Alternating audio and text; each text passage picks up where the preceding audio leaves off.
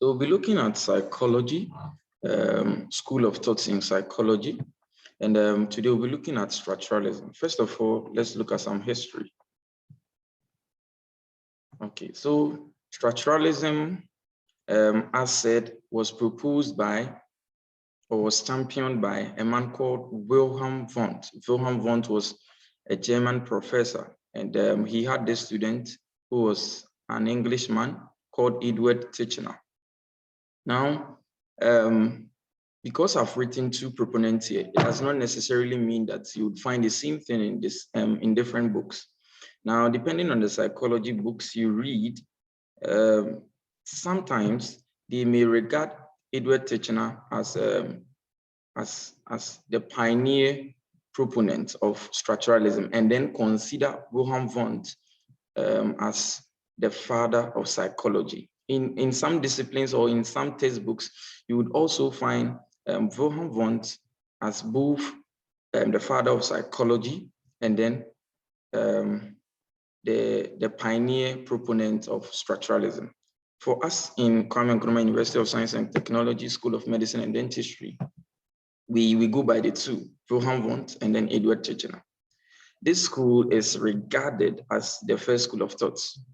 And as already said, Wilhelm Wundt started his laboratory work on consciousness or conscious experience in the University of Leipzig in 1879, where he wanted to strip down consciousness into its basic elements. Now let's continue.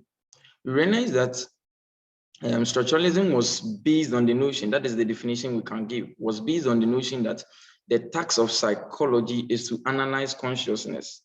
And then we wanted to strip down consciousness into its basic elements and investigate how these elements are related. And so let's pick something as an example. If you are given a book to read, that is how they did it in the lab. If they give you something to read, you don't just read the words in the book. You look at how the words are formed, and then you connect the words with your experiences, the texture of the book and everything, and then you report them. You understand? And so that was how they were trying to investigate the relation between the elements of consciousness, which to them was the sum total of human mind and then the behavior. And then it was because Wilhelm Wundt had this physiology background, which made him believe that psychology was a science. Okay, yes, and so he modeled this course or this discipline after physics and then chemistry. That was why he wanted to strip down consciousness into its basic particles. In other words, he wanted to find out the building blocks of consciousness, of consciousness or conscious experience, which is more of chemistry or physics. And so that is what we've written here, modeled it after physics or chemistry. So as already said, so the structuralists also wanted to identify the fundamental components of conscious experience, such as the first one is sensation, feelings, images, just like physics will break down matter into its basic particles. Yes. Also, because he started his theory or his school in the University of Leipzig, his student also, who was an Englishman, Edward, emigrated from UK and then went to United States, where he taught in the university, Cornell University. And then he also established his labs where he focused more. He made things clear. He focused on sensation and perception in vision, hearing, and then touch. Okay, yes. But this school didn't really last long.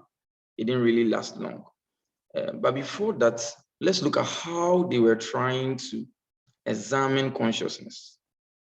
Let's look at how they wanted to examine consciousness. They use a technique which we call introspection. And introspection is just the careful or systematic self-observation. So you look from within, you see from within of one's conscious experience, okay? Yes, and because people introspection, you have to teach people how to look from within.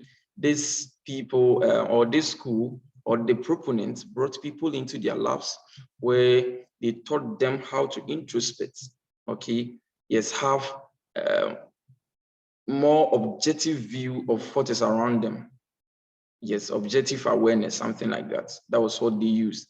And so once trained, the participants were typically exposed to auditory tones and then visual stimuli.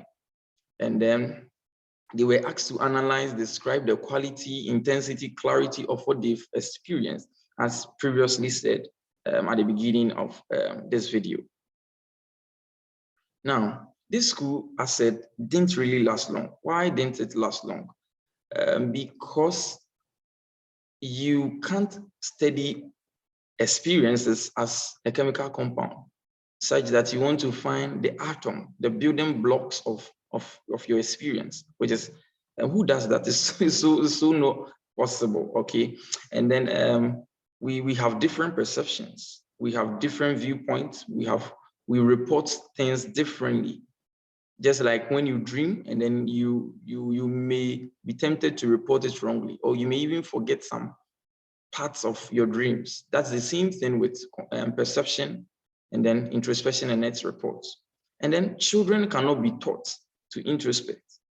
And even animal mind can also not be studied, because how are animals going to introspect and then report? Already we said that in our previous initial videos, we said that psychology is the scientific study of the mind and then the behavior. Okay, yes, and then the mind is not just human mind, but because we are doing human biology, we restrict it to the human mind. But the animal mind is also part. So we can't examine experiences or use introspection to study animals and that of children. Okay, so that is all for this school of thought known as structuralism. Thank you very much for watching. Don't forget to subscribe to our channel. Bye.